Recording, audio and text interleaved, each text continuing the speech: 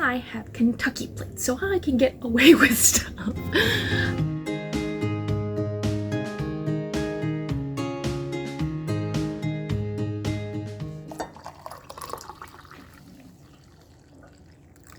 Hey everybody, sorry, still gotta get this figured out with the new setup, but thought we'd do a little get ready with me since I'm now back in my parents' house for the time being while I figure out my next job steps. So yeah, so you can see back home, I still not unpacked. In some ways it's just easier to not unpack anything because then I don't get comfortable, so I am like, okay, you've got to get going, but also like just got a lot of stuff here. And with this, I thought I was going to tell a little bit of a story time with my drive back to California from Kentucky, because I've been home now for about a month.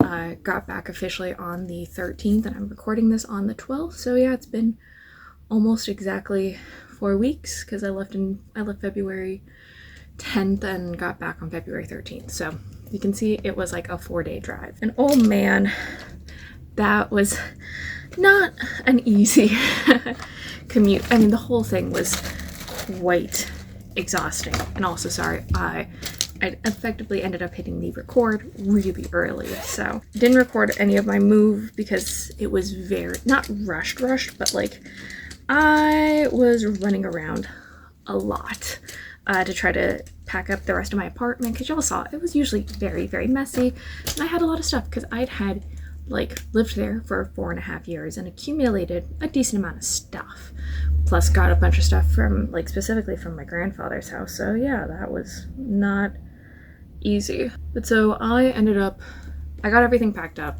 There's some stuff that I left in Kentucky, but got most of the things packed up in my car, really full. Like I had one box that I just took the box down and then I filled it up in my trunk because it was mostly pots and pans, and I was fitting things inside the pots and the pans because it's empty space, so why not? And so got everything in the car, and I was able to still have space to see out the back, which was great. The only thing I couldn't see was I had a little bit of my comforter covering the back seat a bit, because like that's what my dad recommended I do, since he in his youth had to do a lot of cross-country drives because he was career Navy. And so yeah, you travel a lot and you go all over the country, so you figure out some tricks. But yeah, so I left Kentucky I left my apartment honestly at about noon. I turned in my last set of keys at noon, and then from there I hit the road. I ended up actually talking with one of my friends. She kept me company for almost 2.5, 3 hours. I was like well into Tennessee by the time I had gotten we'd hung up pretty much.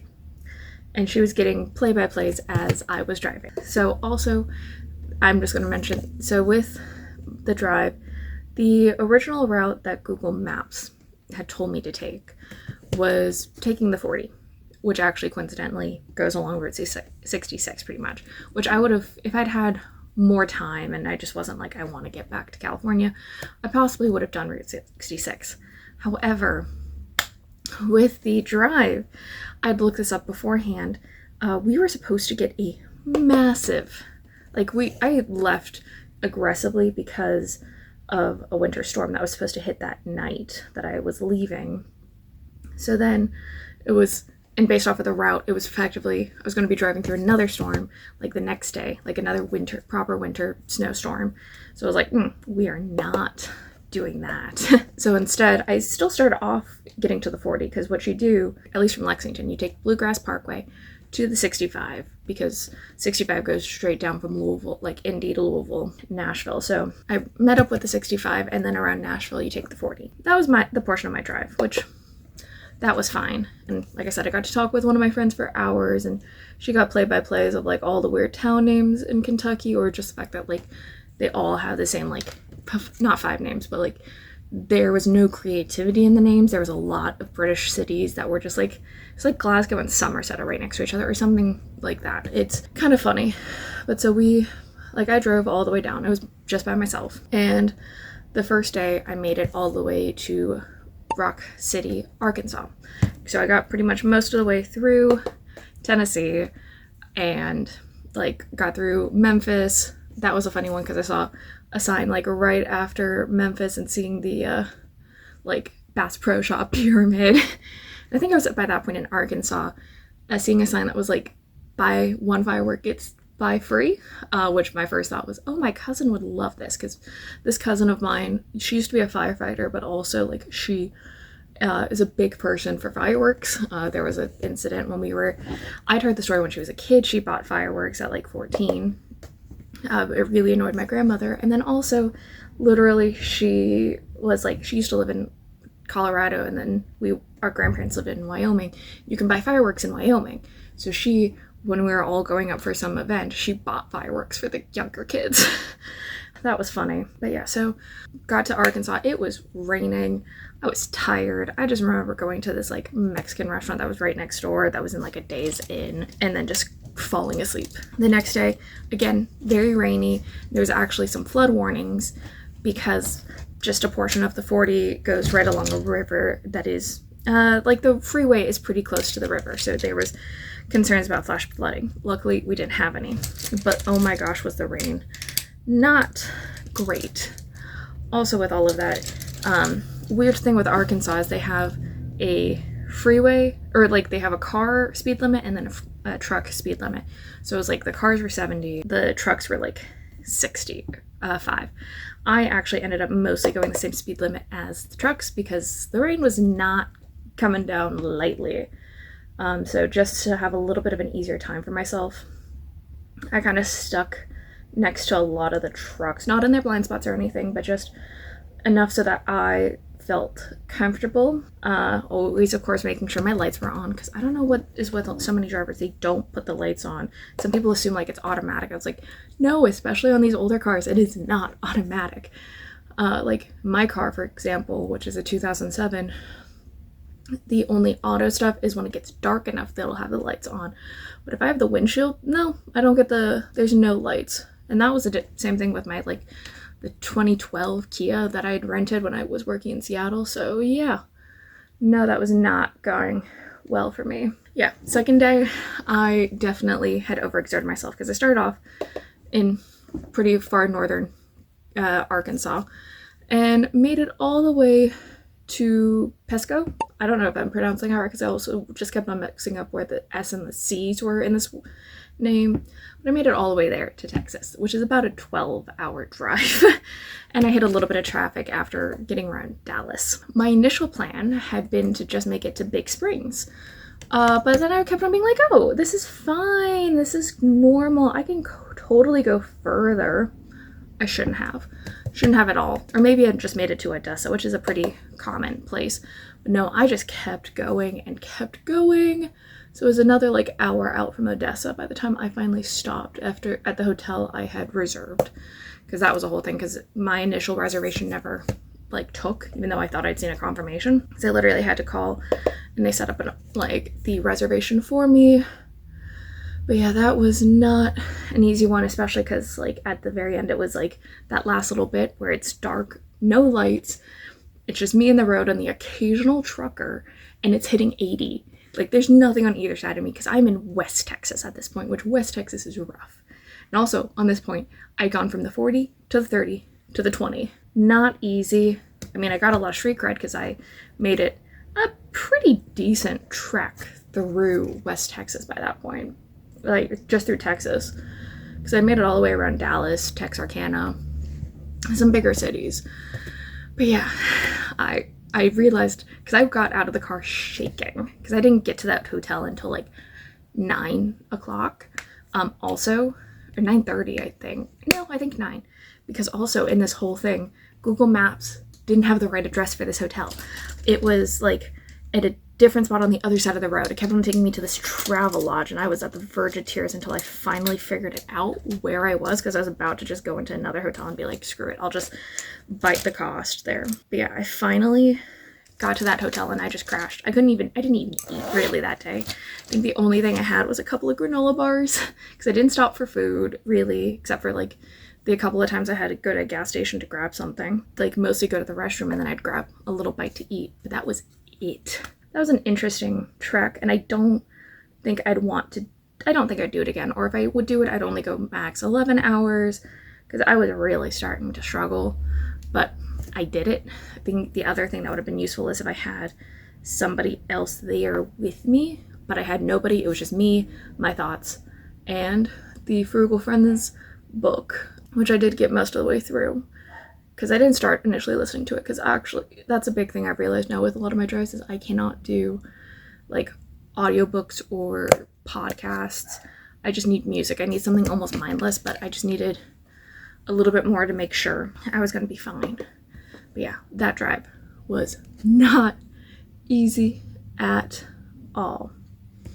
The next day I definitely went easier on myself, but I still was driving for, I think, about 10 hours, because I went from Pesco or whatever all the way to Phoenix, Arizona, and I got myself around Phoenix, so I did hit traffic at the very end because it was like all of the rush hour traffic, and the reason I wanted to get around it just so that the next morning it was going to be a little bit easier for my drive. So where I was in Texas was only 40 miles away from where the 20 meets the 10. So like, I hope that gives you a little bit more idea. And then driving on the 10, that stretch, like I knew that Texas is hard to drive. Like, that was not something I was coming in being like, oh, it's fine, because I used to do like the 11-hour drive from like Kentucky, from Lexington to New Orleans. Oh my gosh. The fact that the roads don't like just stay one long narrow road for like 50 miles. That's the thing I had not thought about. And I'm there like not seeing any signs for anything, because that was also a thing. I made the rule for myself with specifically the Texas drive, like anything with Texas, where it's like once I get to half a tank, I'm gonna find like a gas station. Like, I purposefully did that because I knew I'd have long stretches without gas. I did that. But like, you would have little stretches and I'm there being like, okay, checking to make sure the coolant is still working, that the engine's not overheating, because I was so worried. As you can see, I put on my eyeliner. Also, I'm sorry if I'm looking at the screen. I'm trying to get better. I haven't recorded much lately. But yeah, so going through portions of Texas, a lot of semis, lots and lots of semis. Also going through West Texas with the measles. I was having to go through El Paso. Thankfully, I didn't actually like stop in El Paso. Also, once I got to El Paso, that's when I started to have to deal with so much wind. It made me very nervous because Google Maps also had me doing stuff where I was like going down these random roads and I'm like, oh, okay. It's not just like the typical going around a city kind of thing. Like going through El Paso into the like New Mexico section. That was one where it suddenly had me taking some random country road and it was like a bunch of people. So it was somehow trying to get us around traffic, or maybe it was because it was like a weird toll road thing, although I didn't see any toll road stuff. But yeah, that was an interesting one because it was windy, like very, you are fully working to make sure like you've got the car at an angle because of how windy it is. And I was just like pleased with the fact that my car is weighted down. It was like, my car's already a heavy car, but like having it very weighted down from all of the stuff that I have. And then New Mexico. So initially I was thinking New Mexico's really short because when you're on the 10, they have like you've got the mile markers and it goes down if you're going from Texas to California, like Arizona. And so I was like, oh, Arizona is actually surprisingly really narrow because it was only about 150 some miles. That stretch I also was talking to my mom pretty much the entire time because I just needed somebody to talk to. Turns out it's because like the 10 kind of scoops at the bottom, so it only goes about halfway through New Mexico. New Mexico, there was like nothing.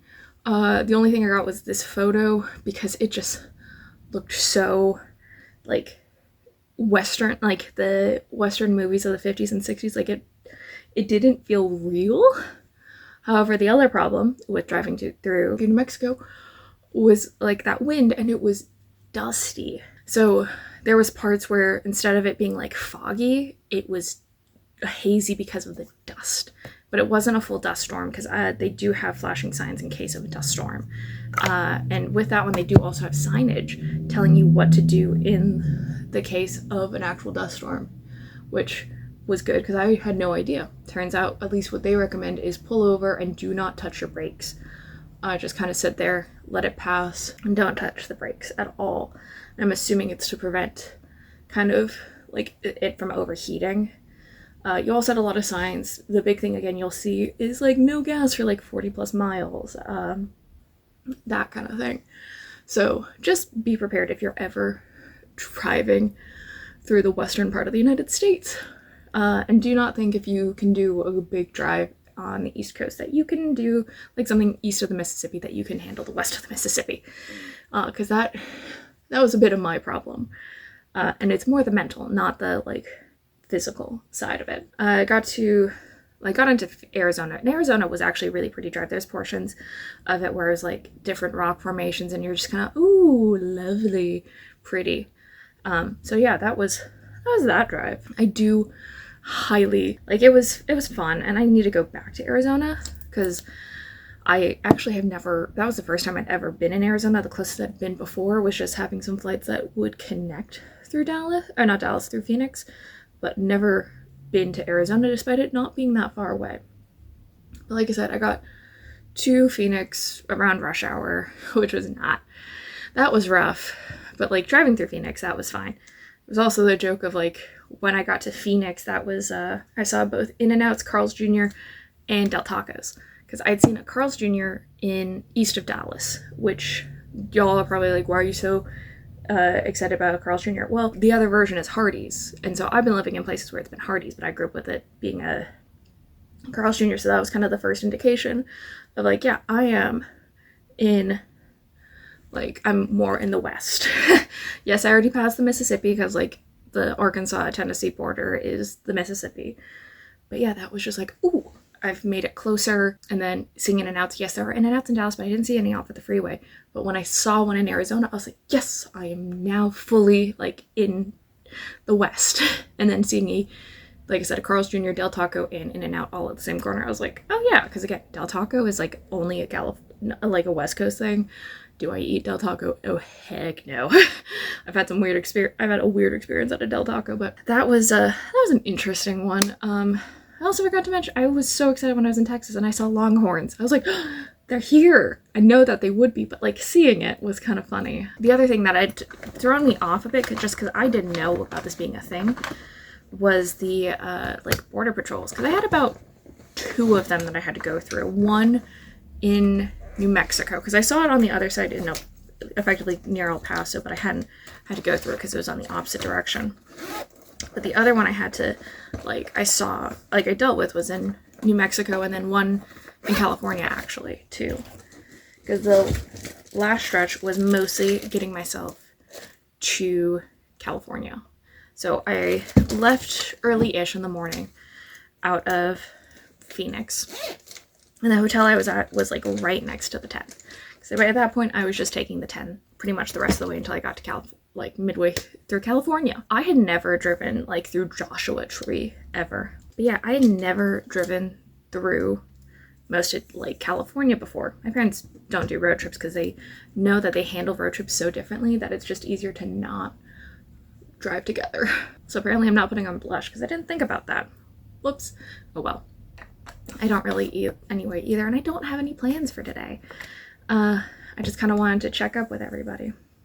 But yeah, got to California. Again, there was like kind of concerns about dust storms, which was like, ooh, and a lot of trucks, especially in the mountains. That was a big one because you kind of get over, I think, the San Gabriel Mountains or the Sierra Nevadas. I don't remember my geography that well, but going through it, and they were working to expand the road so that we were actually like at only 2 lanes instead of 3. It was weird, but a lot of it ended up being like, okay, having to downshift because it was really steep hills and I was worried about the dust.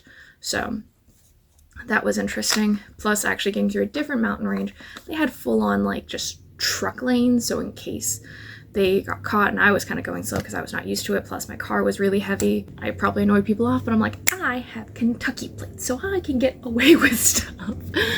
But so we ended up going, like I keep on saying the royal we. But so that drive was pretty decent. Like And it was fine until I hit Riverside on the drive, because there was like a bit of going around. Also, after a certain point in California, it was rainy.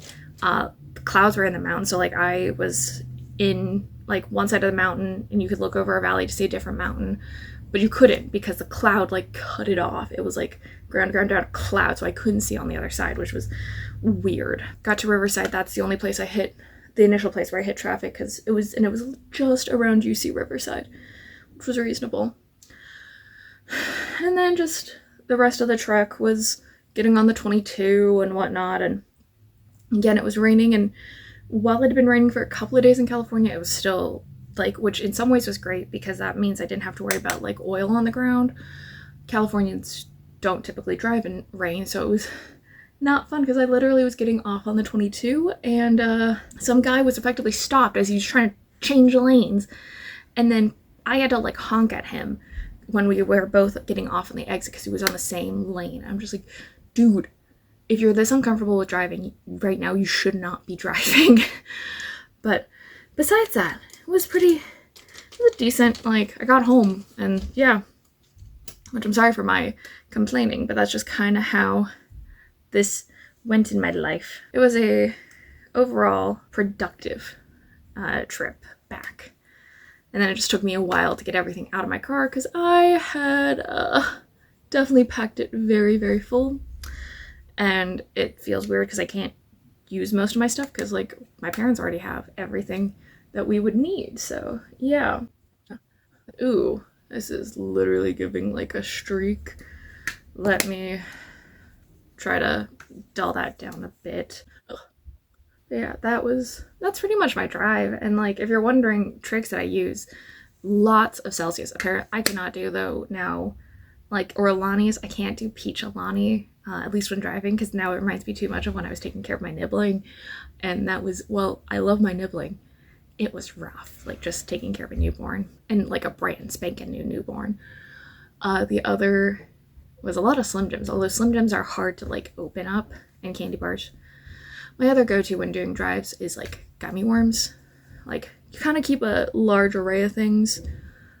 Make sure you have water. I didn't have water, a lot of it, and that was probably not the best. But those are kind of my tips and tricks, because I've been doing a lot of these long distance drives for a while, although again, most of mine are only like a day or maybe two, but if I do 2 days, I've also done that drive in like a day. So having 4 days of just nonstop driving, where it was like 7, 12, 10, 5.5, 6, depending on the traffic. Yeah, that's how I did it. And I'm gonna probably have to do another long distance drive at some point in the next year, not even year, like a couple of months probably, since like I'm probably moving again. I've been applying to jobs all over the country, so we'll see where I end up. A lot of it seems to be East Coast mostly, which, cross my fingers, I may be able to get a job at NIST, which would be so cool. It's getting kind of my experience right now. Don't know how my one uncle did a drive all the way from Virginia, like McLean, Virginia, which is next to DC,